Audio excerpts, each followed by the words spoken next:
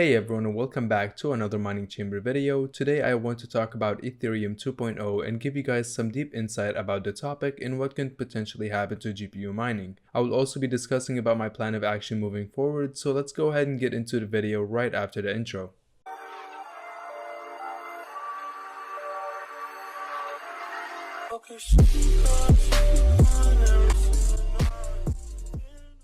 Ethereum 2.0, will it actually be the end of GPU mining? Now the short answer is no, but let's talk about the what, why, and when. So first, what is Ethereum 2.0? As a miner or a crypto head, this is important for you to know because even though they are moving out of proof of work, Ethereum is still a main player in the cryptocurrency world. And whether you like it or not, you are part of that world now. Ethereum 2.0 is the transition of Ethereum from the proof of work consensus protocol to proof of stake. That transition has three essential parts to it, so let's go ahead and talk about those. First, you have the beacon chain. The beacon chain is already live, and with that, proof of staking was introduced to Ethereum. So now users can stake their Ethereum with a minimum of 32 ETH to run a node.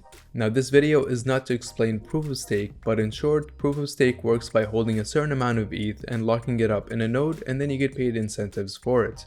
I will be doing a more in-depth video of proof of stake in the future, but for now I hope you have a good idea of what proof of stake is all about. Now the second step is the merge. The merge is where ETH fully moves on from proof of work to proof of stake. That means no more mining with the proof of work hardware, which in return can lead to huge profit drops for GPU miners, as well as Ethereum ASICs will be rendered useless. And then finally you have the chart chains.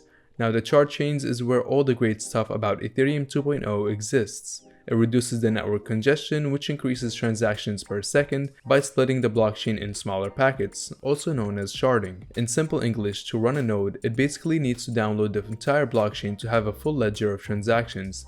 Now instead of having to do that, it will only download small parts of the blockchain, therefore increasing decentralization, scalability, and most importantly, drastically reducing the gas fees due to less congestion in the network. Now that is the what, and what about the why Ethereum 2.0? The reason that Ethereum 2.0 is moving to proof of stake is first because it does pave the way to shard chains, but that is also possible to implement on proof of work. Now other than that, there's also the reasons of being environmental friendly, and that is arguable because a lot of mining farms have been moving to renewable energy, and that topic will be covered for another video. And other than being environmental friendly, it's also good for investors due to locking up all the Ethereum in staking with the combination of burning the gas fees from the EIP 1559, which can ultimately end up being good for the price action. But that is not always necessarily true, so whether the price goes up or not, it's very speculative at this point. Now the gas fees are not fixed by Ethereum 2.0 once it reaches the merge stage. That is because the chart chains will not be live until 2022.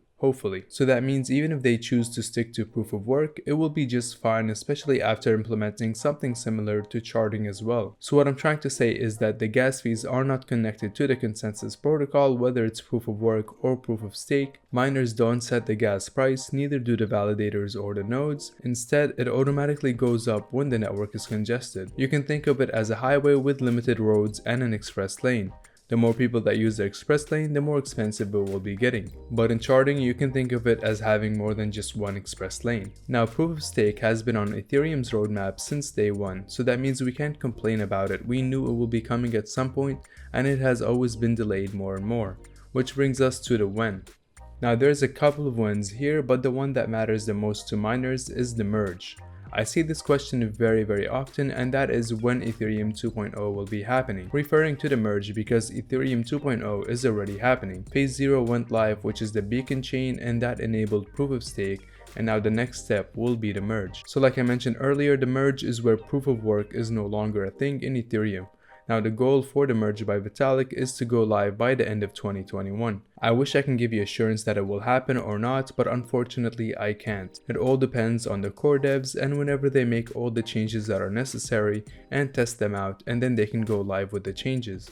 There has been constant delays here and there, so the best practice we can follow is by assuming that it will roll out by the end of the year, and if not, then in Q1 of 2022. So do expect the worst so you can prepare for the worst. As for the chart chains, they are estimated to come out in 2022. Ethereum 2.0 is supposed to roll out fully with chart chains with the merge, but Vitalik decided to rush it after the EIP 1559 fiasco, which if you're not familiar with, then you can check out my video on it, which will be linked in the descriptions below. Now that we covered what Ethereum 2.0 really is, let's go over the possible impacts of it once the merge goes live, right after a word from this video's sponsor. This video is sponsored by Crypto.com. Crypto.com is an all-around platform for trading, staking, and storing your cryptocurrency. They also have Visa cards which you can get by buying CRO tokens and holding it for some time. These cards are accepted anywhere that accepts Visa, and they also come with benefits based on which tier you get. But one of the best ways that I found as a miner to use Crypto.com is by utilizing their staking platform. You can use their staking platform to put your mining profits in there and then earn additional rewards on your mining profits. And it's super easy to get started with it. Simply mine to your Crypto.com wallet, and then from there you can stake as much as you want and earn interest. They have different staking options, and you can stake with a flexible plan, which means you can get your money out anytime, or you can do it contract based, which earns you more percentage. So if you want to learn more and you want to see which options they have for staking, please feel free to use the link in the descriptions below and download their app, and then from there explore the options that you have. Now let's go ahead and get right back into the video. The impact of Ethereum 2.0 on the mining world will surely be noticed. First, I want you to keep in mind that everything I say now is speculative, which means it's not a financial advice. We will never know what the future will hold, but we can always try to prepare and estimate for the worst. Now that being said, I also want to give credits to BitsBeTrippin for providing the knowledge that helped me with making this video.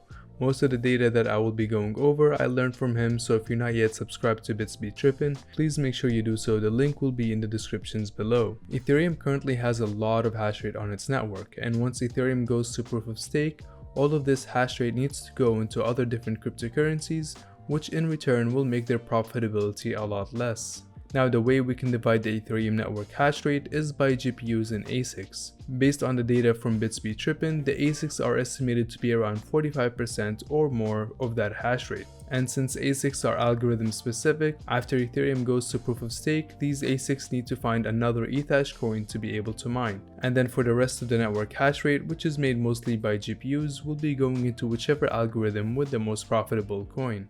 To calculate the impact of this is very hard to do without critical thinking and modeling, which is exactly what BitsBeTrippin did, and he will be covering it in his videos, so make sure you don't miss that out if you want a deep analysis of what the future holds. Now until that is out, I will be giving you a general idea of how the profits can potentially change.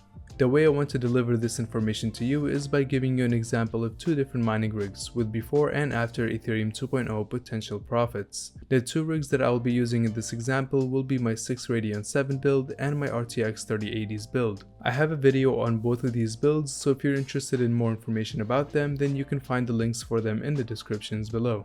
Now the reason that I picked these two is because one is AMD and the other is Nvidia. Now this is important because AMD cards excel in memory intensive mining such as ETH or ETC hash, while Nvidia does great all around even with core intensive algorithms such as Kapow. So now that you have that in mind, let's first talk about a couple of things you need to know before we compare the AMD and Nvidia profits for after Ethereum 2.0.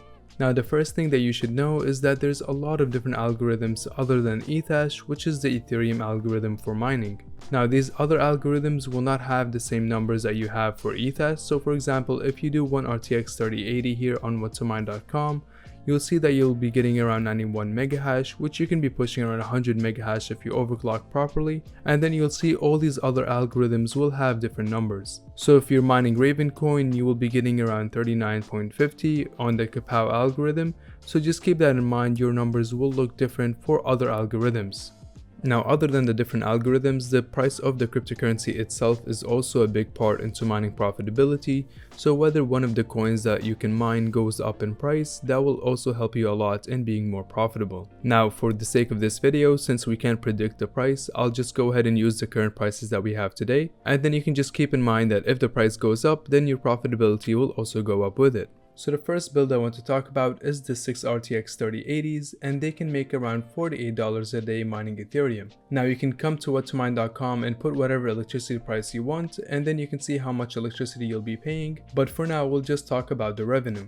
So for the Nvidia cards, you have Ethereum to be the most profitable, and then you also have multiple other coins that are fairly profitable under Nvidia. So some of these coins are Ergo, and then you also have Conflux, Ravencoin, as well as Fyro, and all these coins are fairly profitable. If Ethereum goes away, then you can mine one of those coins. Now that doesn't mean they will be as profitable as they are now, because like I mentioned earlier, all the hash rate from Ethereum will be going to all these different coins and will increase their difficulty, which means less profitability. Now I will give you an example of what the profits will kind of look like later on, but before we do that, let's show the AMD side of things. So for the 6 Radeon 7s, they're very similar to the RTX 3080s, but you can see here we have less options to mine comparing to the RTX 3080s. So you have first Ergo, which is the most profitable coin to mine right now on the Radeon 7s, and this coin is also fairly profitable for Nvidia cards, but with AMD cards they perform better in that algorithm. And then you also have ETC Hash, Ravencoin, and Mimblewimble coin, as well as Beam. So you have 5 more options other than Ethereum. And then there's also Dubai coin, which recently pumped up in the price, and that's why it's in the list right now. But usually you won't be seeing that coin up there because the price went up too high and it's probably going to be going down very soon. So now the revenue for the Radeon 7s will be around $48 as well a day with Ethereum. And now if we compare both of these, the RTX 3080s and the Radeon 7s, to the future, we can expect to see something similar to this. The profitability will drop by at least 50% for all the different cryptocurrencies out there for GPU mining, mainly due to the hash rate of Ethereum moving on to these other coins, making them harder to mine. So which means is that instead of making around $48 a day, you'll be making around $28 or maybe even $15 to $10 a day rather than $48 a day. So the profits difference is definitely huge, and if your electricity is expensive, then this might be very concerning. Now I hope that this gave you a good idea of what you can expect in the future or something close to it. Like I said, these numbers are very far-fetched and it's all based on speculation. But either way, let me tell you what my plan is and what I'm going to be doing moving forward. So first of all is that I'm not stopping GPU mining anytime soon. So I will be looking out for more GPU deals that I can get for a decent price. Now I won't be buying anything for a scalper price unless I'm trying to do a review on a GPU and I want to get one as soon as possible. Then in that case I will be paying scalper prices. But if I'm planning on getting a couple of GPUs for mining, then I'll definitely keep my eyes open for some deals. Now I will be more focused on Nvidia cards because like I mentioned, they are more diverse and they can mine different algorithms better. But even if I get a good AMD card for a decent price, I will be buying it as well. Now I will be making a video on top 5 GPUs to buy for mining in this month, so make sure that you stay tuned for that. But like I said, none of this is financial advice. This is all just my strategy in my opinion. And one thing you really need to consider is your electricity price. Now for me, my electricity costs are very cheap, so for me I can mine even in the bear market and I'll be fairly profitable. But if you have an electricity cost of more than 20 cents per kilowatt hour, then in that scenario you'll have to be careful and make sure that you're playing this properly so you don't put yourself in a bad position. And the best way to get some good information on what the future holds